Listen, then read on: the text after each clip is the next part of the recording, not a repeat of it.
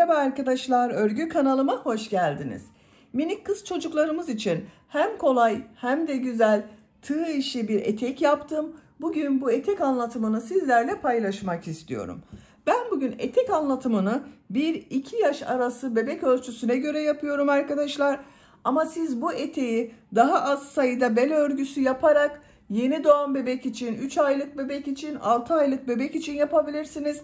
Veya daha fazla sayıda bu sıra sayısını tekrarlayarak 2, 3, 4, 5 her yaş çocuklarınız için yapabilirsiniz. Yetişkinler için de uygun bir model arkadaşlar. Tek yapmanız gereken bu bel örgüsünü yapacak olduğunuz çocuğun veya kendinizin beline ölçerek tamamlarsanız daha sonra modelleri yerleştirirsiniz. Aynı şekilde yerleştirebilirsiniz. Etek örgüsünü bel örgüsünden başlıyoruz. Modelleri yapıyoruz. Bir günde bitirebileceğiniz kolay bir etek arkadaşlar. Bel örgüsünün buraya da bakın bir ip kordon yaptım. Ucuna da minik papatyalar yaptım. Siz bunu yapmadan sade olarak da kullanabilirsiniz. Bu güzel eteğimize takım yapmak isterseniz arkadaşlar bakın yine 1-2 yaş arası çocuk için güzel bir bolero takım yaptım. Bu şekilde. Bu da tığ işi yaptım arkadaşlar. Çok kolay ve güzel bir model. Bunlara takım olarak yine güzel bir saç bandı yaptım. Tığ işi arkadaşlar. Bu yaptığım bütün örgüler tığ işi. Bakın inci modelli saç bandı yaptım. Yine kız çocuklarımızın seveceği tarzda güzel papatyalı çanta yaptım bakın. Güzel bir takım oluşturdum. Yine buna takım olarak çok da güzel bir şapka var. Bakın yazlık olarak yapıp kullanabilirsiniz. Kışın kullanabilirsiniz. Her mevsim uygun arkadaşlar bu modeller. Bu şapka anlatımını, çanta anlatımını, saç bandı anlatımını ve bolero anlatımlarını yaptım. YouTube kanalıma yükledim bunların videosunu, yapılışlarını arkadaşlar. Bunların olduğu YouTube linklerini izlediğiniz bu etek videosunun açıklama bölümüne ekliyorum. Siz o linklere tıklarsanız bunun gibi güzel takım yapabilirsiniz. İstediğinizi yapabilirsiniz arkadaşlar. Sadece saç bandı yapabilirsiniz, çanta yapabilirsiniz veya sadece bolero etek takımı yapabilirsiniz. Biz bugün bu güzel etek örgüsünü yapacağız arkadaşlar. Etek örgüsünde iplik olarak 100 gram iplik, 320 metre yazan bu iplikten bir adet iplik kullandım arkadaşlar. Ben bugün bu ipliği kullandım. Siz bu etek örgüsünde istediğiniz marka iplik ve renkleri kullanarak yapabilirsiniz. Pembe renkle de çok güzel oluyor. Lila rengi yaptım. Onunla da çok güzel oluyor. Beyaz renk iplik olarak çok az kullandım. Bakın arkadaşlar. Bu şekilde bir beyaz iplik. Yeşil iplik olarak da bakın burada yeşil iplik kullandım. İp kordonda. Bu yeşil ipliği de istediğiniz renk tonlarıyla yapabilirsiniz. Tığ olarak 5 numara 3 milimetre tığ kullandım. Elimin sıklığına göre bu tığı kullandım. Yumuşak bir örgü elde ettim arkadaşlar. Sizin eliniz sıkıysa yaptığınız örgü hem sert olur hem yaptığınız ölçü benim yaptığım ölçüden küçük olur. Eliniz sıkıysa 3,5-4 milimetre tığları kullanmanızı tavsiye ederim. Bu ip kordonun ucuna yaptığım bu papatyaların anlatımlarında yaptım. Bunların da YouTube kanalımda açıklaması var arkadaşlar. Bu papatyanın olduğu YouTube linkini de izlediğiniz bu etek videosunun açıklama bölümüne ekliyorum. İpliği tığı hazırlayalım. Hep birlikte bu güzel etek örgüsüne başlayalım. Örgü kanalıma abone değilseniz abone olmayı unutmayın lütfen. Örgü kanalıma abone olmak ücretsiz. Örgü kanalıma ücretsiz abone olup orada bulunan zil şekline dokunarak açık yaparsanız kanalıma video yüklediğim zaman ilk önce size bildirim gelir. Örgülerimden herkesten önce sizin haberiniz olur.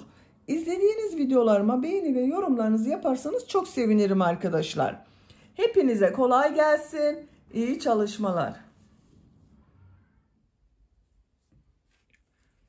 Örgüye ilk önce bel örgüsünü yaparak başlıyoruz. Zincir yapmak için bak ilk ilmeği ben bu şekilde yapıyorum. Size nasıl kolay geliyorsa ilk ilmeği öyle yapabilirsiniz. Zincirleri yapmaya başlıyorum. 14 zincir yapıyorum. 1, 2, 3, 4, 5, 6, 7, 8, 9, 10, 11, 12, 13, 14. 14 zinciri yaptım. Siz bu bel genişliğine ne kadar istiyorsanız bu zincir sayısını daha az da yapabilirsiniz arkadaşlar.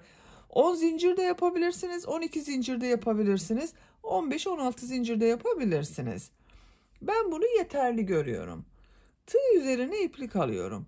3 ilmek atlıyorum, trabzan sırası yapıyoruz. 1, 2, 3, 4. ilmek içine ilk trabzanı yapıyorum. Bak bu 3 ilmek atlayarak yaptığımda bir trabzan oluyor. Tığ üzerine iplik alıyorum. Toplam 10 trabzan yapıyoruz arkadaşlar. Bak. 1, 2,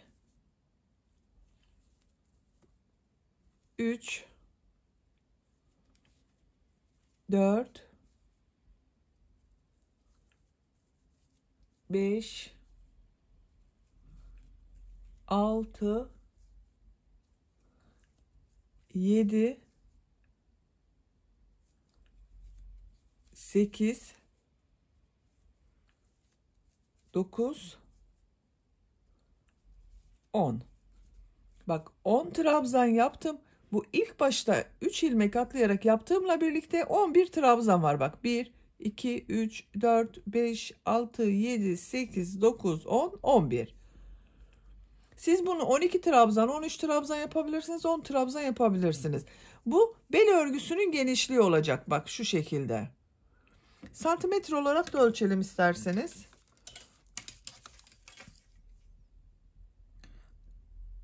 4 santimetre genişlik var. Benim yapacağım için bu 4 santimetre yeterli. 3 zincir yapıyorum. 1, 2, 3. Örgüyü çeviriyorum. Tığ üzerine iplik alıyorum. Bak bu sırada trabzanların üzerine yapmayacağız arkadaşlar. Yine trabzan yapacağız. Bak burada 2 ilmek görünüyor bak. 1, 2, 1, 2. Bu diğer tarafta görünen ilmekten alarak trabzan yapacağız. Bak bu ilk ilmeği atlıyorum. Bu 3 zincir yaptık zaten, bu bir trabzan oluyor. Bak ikinci ilmeği şu şekilde alıyorum. Trabzan yapıyorum. Bak bu da bir trabzan, 2 oldu. 3. Bak şu şekilde. 2 ilmekten ikincisini alıyorum. Diğer tarafta olunan ilmeği. Trabzan yapıyorum. 2 defa da çıkardığım trabzanı yapıyorum.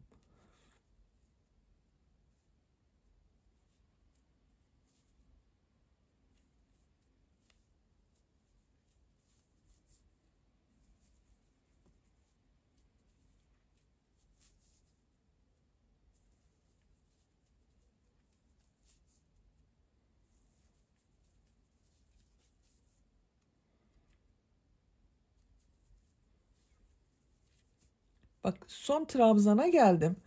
Tığ üzerine iplik alıyorum. Bunu şu şekilde zincirin üzerine trabzan yapıyorum.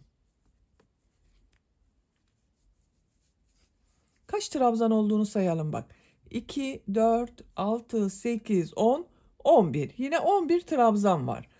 3. sıradayım. 3 zincir yapıyorum. Örgüyü çeviriyorum. Tığ üzerine iplik alıyorum. Bak yine bu ilk ilmeği değil, İkinci olan ilmekten bu dışta görünen ilmeği alıyorum. Trabzan yapıyorum. Çok kolay arkadaşlar bu örgüyü yapmak. Eliniz alıştığı zaman çok çabuk yapacaksınızdır.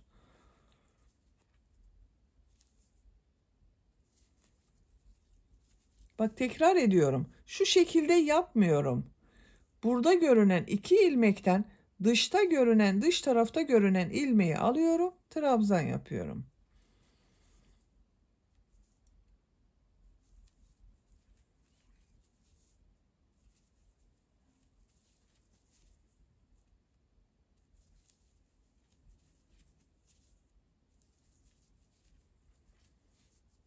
Bak son trabzana geldim yine.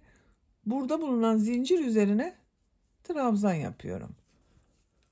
Bakın yine sayalım. 2, 4, 6, 8, 10, 11. Bir sıra üzerinde 11 trabzan var. 4. sıradayım. 3 zincir yapıyorum. Örgüyü çeviriyorum. Bak bu ilk ilmeğe yaparsanız arttırma yaparsınız arkadaşlar. Bu ilk ilmek bu 3 zincir yaptığımız trabzan oluyor. İkinci ilmekten bak dış tarafta bulunan ilmeği alıyorum. Trabzan yapıyorum. Bak diğer ilmeklerden de aynı şekilde dış tarafta bulunan ilmeklerden alıyorum.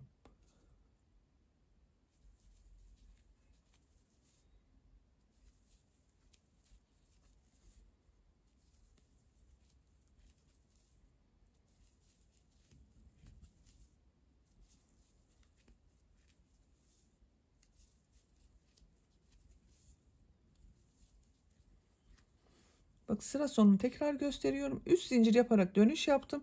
Son zincirin üzerine trabzan yapıyorum. Boşluktan alarak da yapabilirsiniz onu. Yine bak bu bir sıra üzerinde 11 trabzan var. Diğer tarafın görüntüsü bak böyle iki tarafta aynı oluyor. Bu örgü arkadaşlar yapacak olduğunuz çocuğun veya kişinin, yetişkinler için de yapabilirsiniz. Bunu çocuklar için de yapabilirsiniz. Bel ölçüsüne göre istediğiniz kadar sıra sayısını tekrarlayarak tamamlayalım. Yapacağım ölçüye kadar bak ben bel örgüsünü tamamladım arkadaşlar. Bu şekilde bir şerit halinde yaptım. Kaç sıra yaptığımı sayıyorum bak. Şu şekilde bak 1, 2, 4, 6, 8, 10, 12, 14, 16, 18, 20, 22, 24, 26, 28, 30, 32, 34, 36, 38, 40, 42, 44, 46, 48, 50, 52, 54, 56, 58, 60 sıra oldu. Bu 60 sıranın kaç santimetre olduğunu ölçüyorum. Sizin elinizin sıklığına ve tığ numaranıza göre bu sayı değişir arkadaşlar, sıra sayısı. Bak ölçüyorum. 41 santimetre. Benim yapacağım ölçü için bu yeterli. Siz bunu 41 santimetre olasıya kadar kaç sıra oluyorsa yapabilirsiniz. Veya daha büyük veya daha küçük çocuklar için yapacaksanız istediğiniz kadar tekrarlayabilirsiniz. Bak ikiye katladığım zaman bu şekilde görüntüsü var. Şimdi bunu iki ucu birleştireceğiz.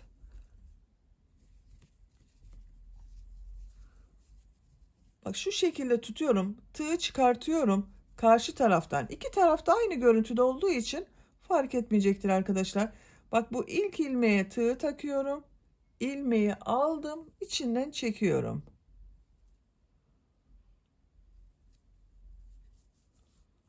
İkinci ilmeğe tığı takıyorum. Karşıdan ikinci ilmeğe tığı takıyorum. İplik alıyorum.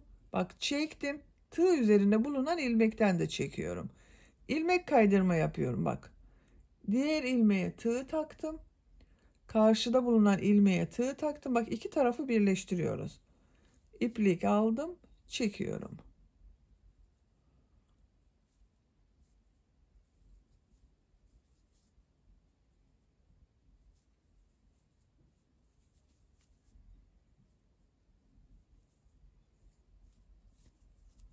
İlmekleri karşılıklı birleştiriyoruz.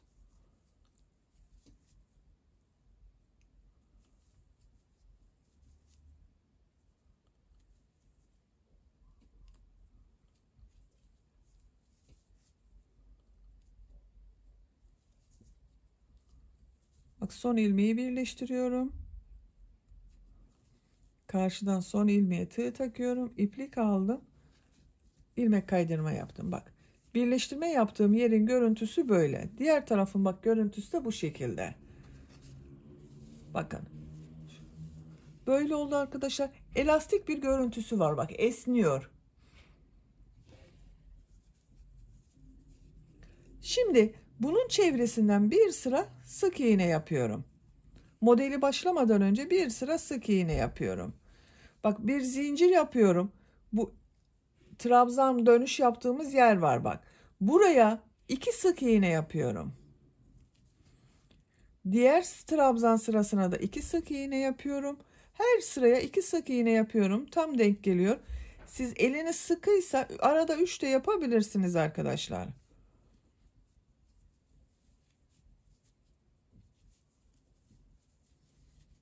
Bak bu şekilde sık iğne yapıyorum. Sık iğne sırası yaparak sıra sonuna kadar devam edelim. Sık iğne yaparak sıra sonuna kadar tamamladım. Bak her trabzan sırasına 2 sık iğne yaptım arkadaşlar. Görüntüsü böyle oldu. Son ilmek ile burada yaptığım ilk ilmeği ilmek kaydırma yaparak sırayı birleştiriyorum. Bakın. Şimdi model yerleştirmeye başlıyorum. 2 zincir yapıyorum. Tığ üzerine iplik alıyorum. Bak aynı ilmek üzerine bir trabzan yapıyorum. Bu 2 zincir yaptığımda bir trabzan. Bak 2 trabzan oldu. 2 zincir yapıyorum. Tığ üzerine iplik alıyorum. Aynı ilmek içine 2 trabzan yapıyorum. 2 trabzan, 2 zincir, 2 trabzan yapmış oluyoruz. Bak 2 trabzan, 2 zincir, 2 trabzan oldu. Tığ üzerine iplik alıyorum. 2 ilmek atlıyorum. Bak 3. ilmeğe popcorn modeli yapıyorum arkadaşlar. Bak şu şekilde tığ ilmeğe taktım, iplik aldım, çektim. Bak uzatıyorum. Çıkarmıyorum, bekletiyorum. Tekrar tığ üzerine iplik doluyorum. 4 defa yapıyorum. Bak 1 2 3 4. Bak 4 defa bu şekilde iplik doladım, ilmek aldım, çektim. Tığ üzerinde kaç ilmek olduğuna bakalım. 2, 4, 6, 8, 9 ilmek var. Tığ üzerine iplik alıyorum. Bak bu 8 ilmekten çıkartıyorum. Son ilmek duruyor. Tekrar iplik alıyorum. Üçünün içinden bir defa da çekiyorum bak. Bir sonraki modelde tekrar gösteririz arkadaşlar. Bak tığ üzerine iplik alıyorum. 2 ilmek atlıyorum. 3. ilmek içine burada yaptığım gibi 2 trabzan, 2 zincir, 2 trabzan yapıyorum. 2 ilmek atlıyorum. 2 trabzan, 2 zincir, 2 trabzan yapıyorum aynı ilmek içine.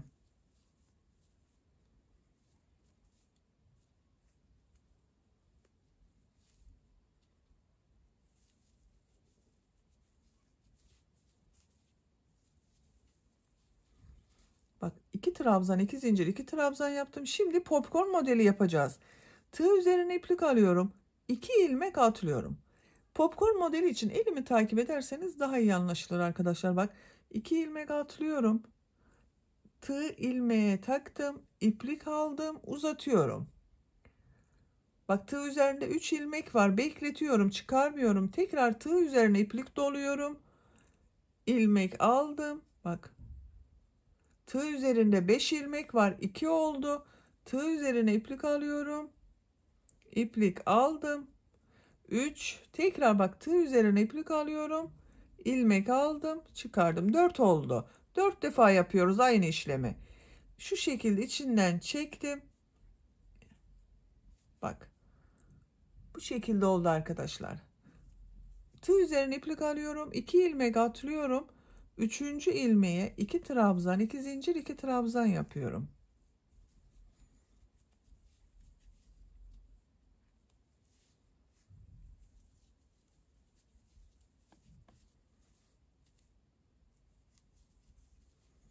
Bak aynı ilmeğe 2 trabzan, 2 zincir, 2 trabzan yaptım. Tığ üzerine iplik alıyorum.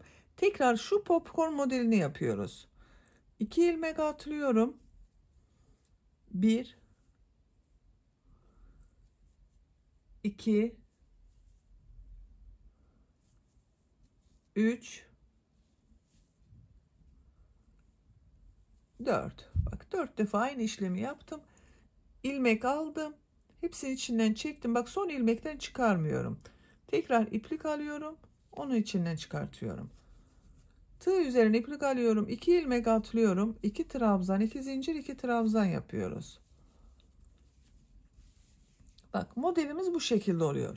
Sıra sonuna kadar devam edelim. Bir model, bir popcorn modeli yaparak bak sıra sonuna kadar tamamladım. Son olarak da bir popcorn modeli yaptım.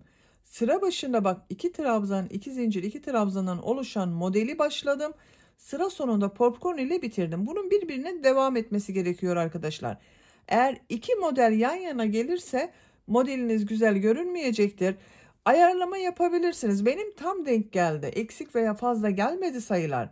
Eğer sizin tam denk gelmediyse, popcorn modeli eksik geldiyse bu aralarda bak son sıralar aralarda bir ilmek eksik veya bir ilmek fazla yapabilirsiniz aralarda.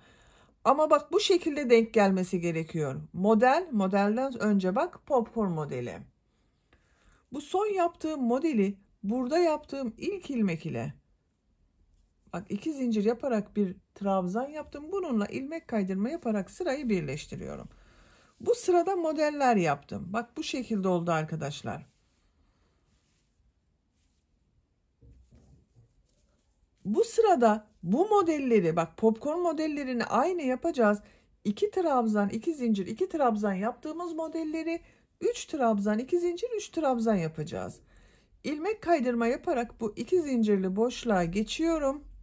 Bak 2 zincirli boşluktayım. 2 zincir yapıyorum. Tığ üzerine iplik alıyorum. 2 trabzan yapıyorum.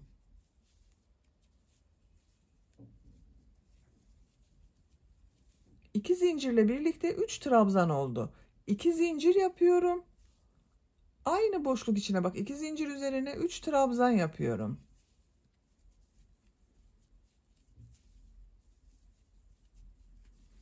Üç trabzan 2 zincir 3 trabzan oldu.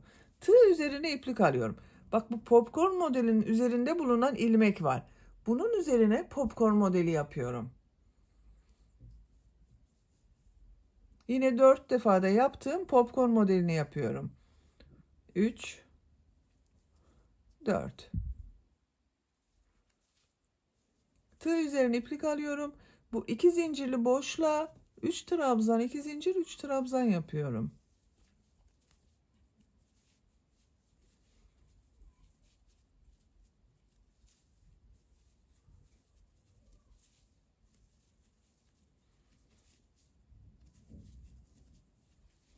Bak 3 trabzan 2 zincir 3 trabzan oldu.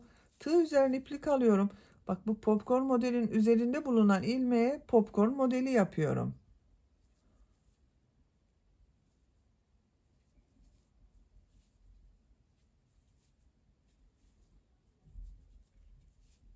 Tığ üzerine iplik alıyorum.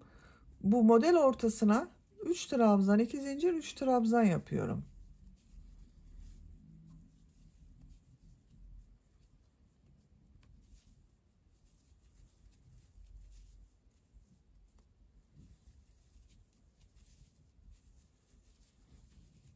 Bak bu şekilde oluyor. Sıra sonuna kadar devam edelim. Modelleri yaparak sıra sonuna kadar tamamladım. Son bak yine popcorn modeli yaptım arkadaşlar. Bu ilmek ile burada yaptığım bak 2 zincir yaparak yaptığım bir trabzan var. İlmek kaydırma yaparak sırayı birleştiriyorum. Bu sırada bak bu trabzan yaptığımız modelleri 3 trabzan 2 zincir 3 trabzan yaptık. Popcorn modellerin üzerine yine popcorn modeli yaptık. Bak görüntüsü böyle oluyor. Bu sıradan itibaren örgüye 3 trabzan 2 zincir 3 trabzan şeklinde devam edeceğiz modelleri. İlmek kaydırma yaparak bu 2 zincirli boşluğa geçiyorum. 2 zincir yapıyorum. 2 trabzan yapıyorum. Bak 3 trabzan oldu. 2 zincir yapıyorum. 3 trabzan yapıyorum.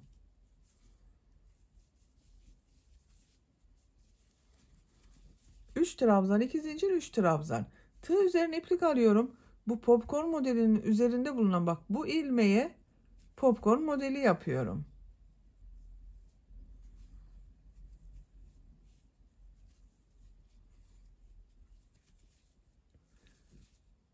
Model üzerine 3 trabzan 2 zincir 3 trabzan yapıyorum.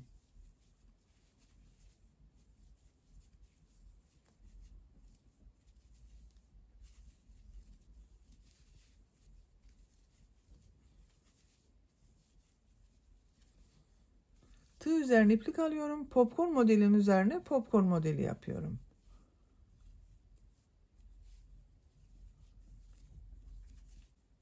Bak. 3 trabzan 2 zincir 3 trabzan yapıyoruz. Popcorn modellerin üzerine popcorn modeli yapıyoruz.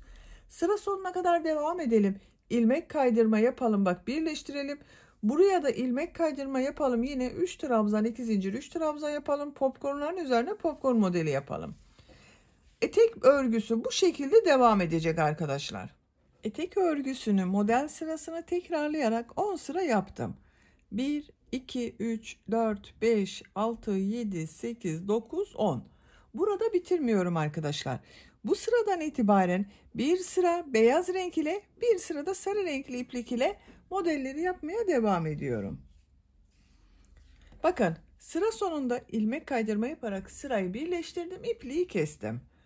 Beyaz renkli iplik ile şöyle bağlıyorum.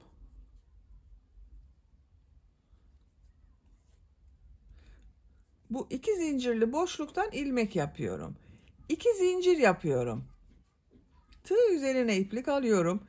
2 trabzan yapıyorum. Burada yaptığımız modelin aynısı oluyor. 2 zincir yapıyorum. 3 trabzan yapıyorum.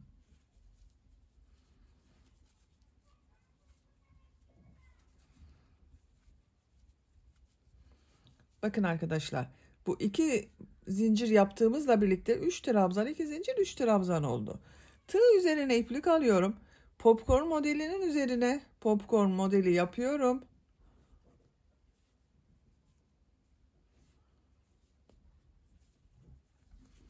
Tığ üzerine iplik alıyorum. Diğer model ortasına 3 trabzan, 2 zincir, 3 trabzan yapıyorum. Renk değiştirmeyi göstermek için buradan itibaren ben anlatıyorum arkadaşlar. Buranın aynısı oluyor.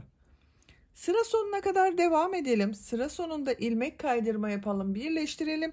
Sarı renkli iplik ile devam edelim. Bir sıra sarı, bir sıra beyaz renkli yapacağız. 3-4 sıra bu şekilde devam edelim. Etek örgüsünü buradan itibaren 2 sıra beyaz, 2 sırada sarı renk iplik ile yaptım bakın. Son sırayı yapıyorum. Beyaz renkli iplik ile. Bakın sıra sonunda ilmek kaydırma yaparak birleştirdim, ipliği kestim arkadaşlar. Buradan başlıyorum. Beyaz renkli iplik ile ilmek yapıyorum. 2 zincir yapıyorum. Bu ilmekler üzerine trabzan yapıyorum. Trabzan sırası yapıyorum bu sırada arkadaşlar. Her ilmek üzerine bir trabzan yapıyorum. Bu model ortasında bulunan 2 zincirli boşluğa ve bu popcorn modelin üzerinde bulunan ilmeğe 3 trabzan yapıyorum. Bakın buraya 3 trabzan yapıyorum. Dalgalı bir görüntü elde etmek istiyorum arkadaşlar. Bakın onun için buralarda fazla trabzan yapıyorum. Bu ilmekler üzerine trabzan yapıyorum.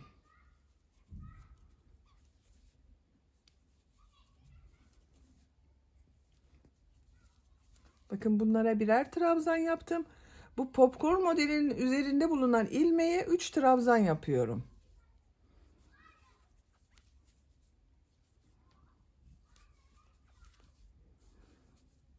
Birer trabzan yapıyorum.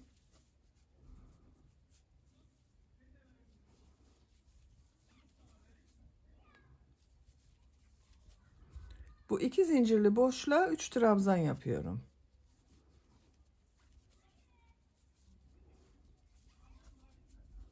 Diğer ilmeklere bir trabzan yapıyorum.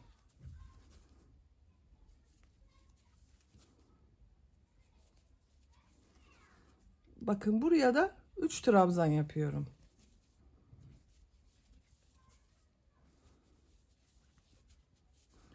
Görüntü böyle. Sıra sonuna kadar devam edelim. Sıra sonuna kadar tamamladım. Bakın son popcorn modelinin üzerine de 3 trabzan yaptım. İlk yaptığım bu ilmek ile ilmek kaydırma yaparak sırayı birleştiriyorum. İpliği kesiyorum. Böylece etek örgüsünü bitirdim.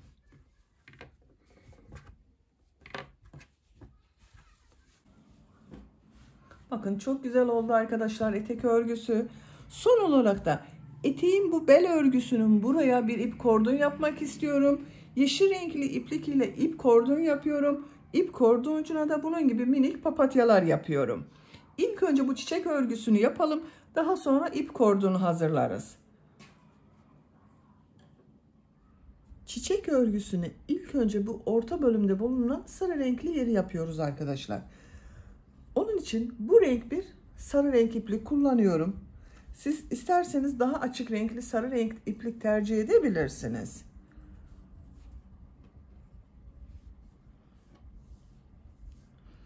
Sihirli halka yapıyorum. Bakın şu şekilde parmağımın üzerine doladım.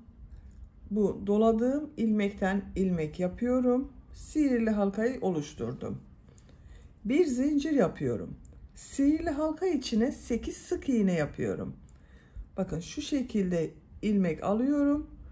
Bir defa da çıkarıyorum. İlmek alıyorum. Tığ üzerinde 2 ilmek var. Bir defa da çekiyorum bakın. 2 3 4 5 6 7 8 8 sık iğne yaptım. İplik ucunu çekiyorum.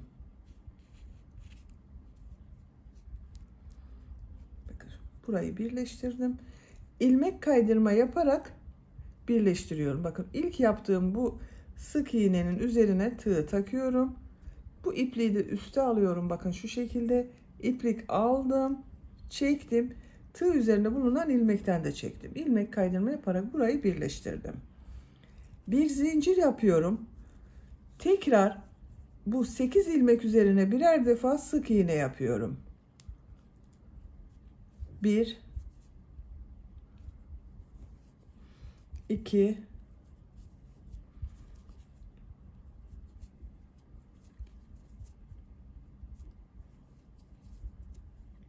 Her ilmek üzerine bir sık iğne yapıyoruz arkadaşlar. İplik ucunu da içinde tuttum. Bakın 8 sık iğneyi yaptım. İlk yaptığım bu ilmek ile ilmek kaydırma yaparak birleştiriyorum.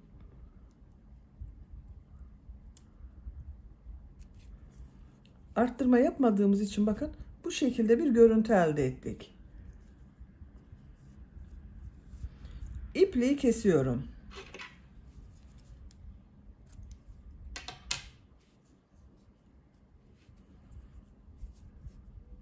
Bakın orta bölümünü hazırladık. Şimdi bu beyaz renkli iplik ile bakın bu yaprak bölümlerini yapacağız. Herhangi bir ilmekten başlayabilirsiniz. Ben bu ilmekten başlıyorum. Bakın beyaz renkli iplik ile ilmek yapıyorum buradan.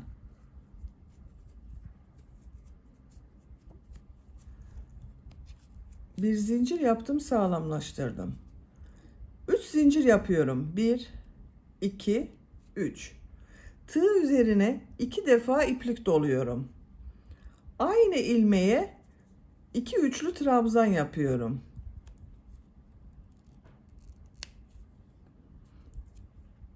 1 2 3 defa da çıkardım bakın. Tekrar 2 defa iplik doluyorum. Üçlü trabzan yapıyorum. 2 üçlü trabzan yaptım. 3 zincir yapıyorum. Bu bakın aynı ilmek içine ilmek kaydırma yapıyorum. Şu iplik uçlarını kesiyorum.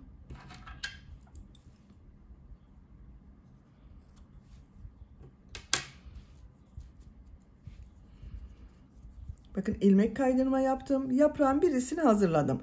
Buraya 8 sık iğne yaptık arkadaşlar. Bu her ilmek üzerine bir yaprak yapacağız. 8 yapraklı çiçek olacak. Papatya olacak. İkinci ilmeğe ilmek kaydırma yaparak geçiş yapıyorum. 3 zincir yapıyorum. 2 defa iplik doluyorum. Üçlü trabzan yapıyorum.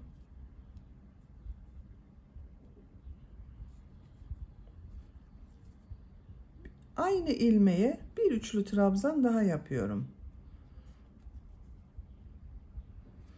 3 zincir yapıyorum. Aynı ilmeğe ilmek kaydırma yapıyorum.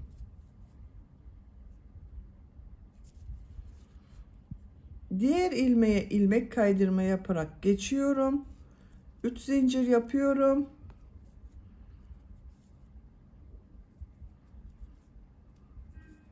Üçlü trabzan yapıyorum.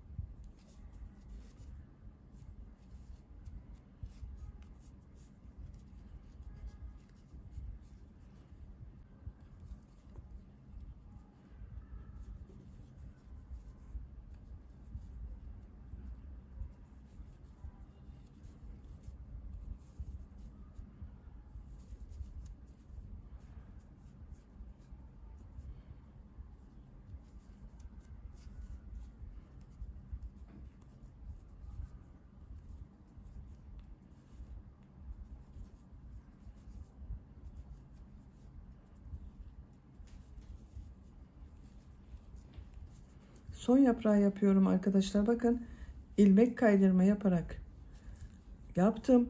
Bu ilk yaptığım yaprak ile bakın tekrar bir ilmek kaydırma yapıyorum. Bitiriyorum. İpliği kesiyorum. Bakın papatyamızı hazırladık.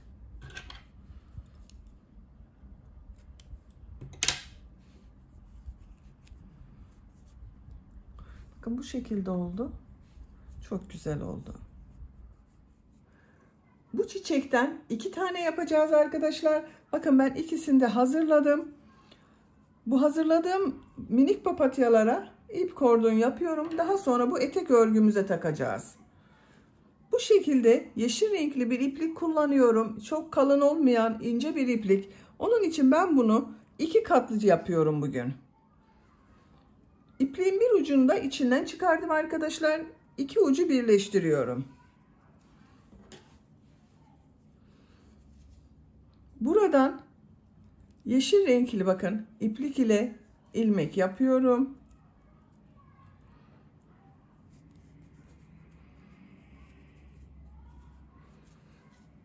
Şu şekilde zincir yaptım. Bu yeşil ipliği de şu şekilde tutuyorum arkadaşlar. Arada kaybediyorum. Zincirler yapıyorum. Çok sıkı yapmayalım bu zincirlere.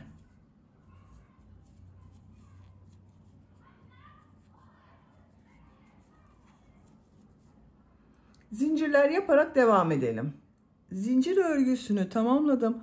Bu zincir örgüsü arkadaşlar yaptığınız eteğin belini ölçerek yapabilirsiniz. Bakın şu şekilde tutuyorum.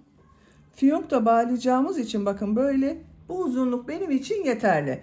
Siz bu uzunluğunu daha uzun veya daha kısa yapabilirsiniz. Kaç santimetre zincir yaptığımı ölçüyorum.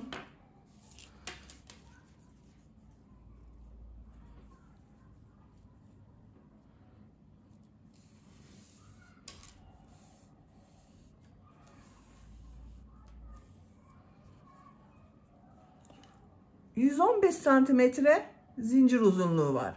Benim tercihime göre bu yeterli arkadaşlar. Dediğim gibi siz daha uzun da yapabilirsiniz. Veya daha kısa yapabilirsiniz. Bu çiçek ile birleştirmeden önce bel örgüsünün buradan takacağız. İpliği şu şekilde bakın kesiyorum.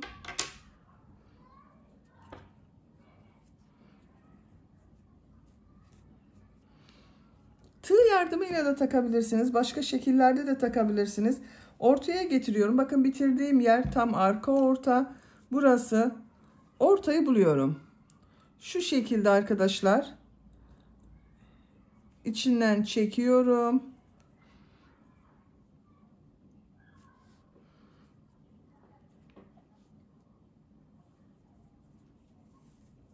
Ben yaptığımız tığ ile çekiyorum.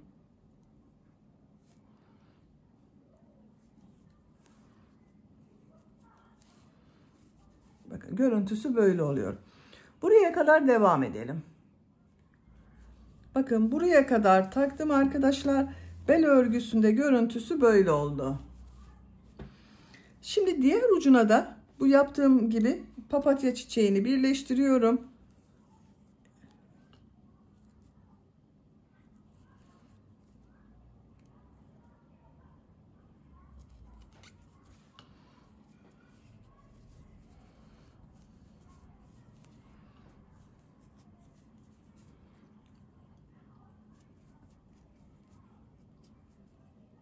İlmek kaydırma yaptım. Bir zincir yaptım. İpliği kesiyorum. Bakın arkadaşlar çok güzel oldu. Bu ipliği de iğne yardımıyla bu zincirlerin içinde kaybedebiliriz.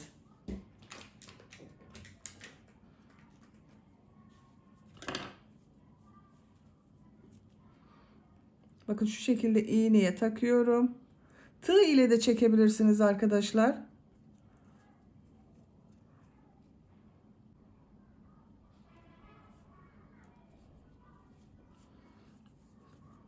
Bakın yaptığım bu zincirin içine takıyorum. Ucu görünmüyor. Siz bunları tek tek tığ yardımıyla da çekebilirsiniz. İğneyle daha kolay olduğu için ben böyle yaptım.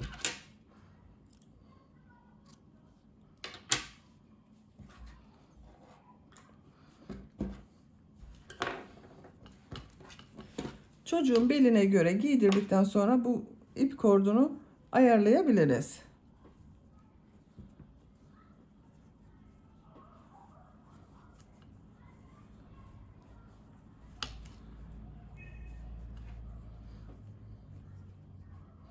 Bakın çok güzel oldu arkadaşlar.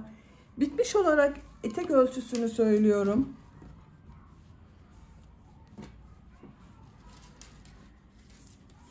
Bel örgüsünün buradan genişliği ölçüyorum. 24 santimetre. Yüksekliğini ölçüyorum. Bu yükseklik tercihinize göre siz daha uzun veya daha kısa yapabilirsiniz. 25 santimetre uzunluk var. Ben bugün 1 yaş için yaptım bu etek örgüsünü arkadaşlar. Beni dinlediğiniz ve izlediğiniz için hepinize çok teşekkür ederim. Örgü kanalıma abone değilseniz abone olmayı unutmayın lütfen. Örgü kanalıma abone olmak ücretsiz. Örgü kanalıma ücretsiz abone olup orada bulunan zil şeklini dokunarak açık yaparsanız kanalıma video yüklediğim zaman ilk önce size bildirim gelir. Örgülerimden herkesten önce sizin haberiniz olur. Sizlerle yeni örgülerde görüşmek dileğiyle. Hoşça kalın, sevgiyle kalın.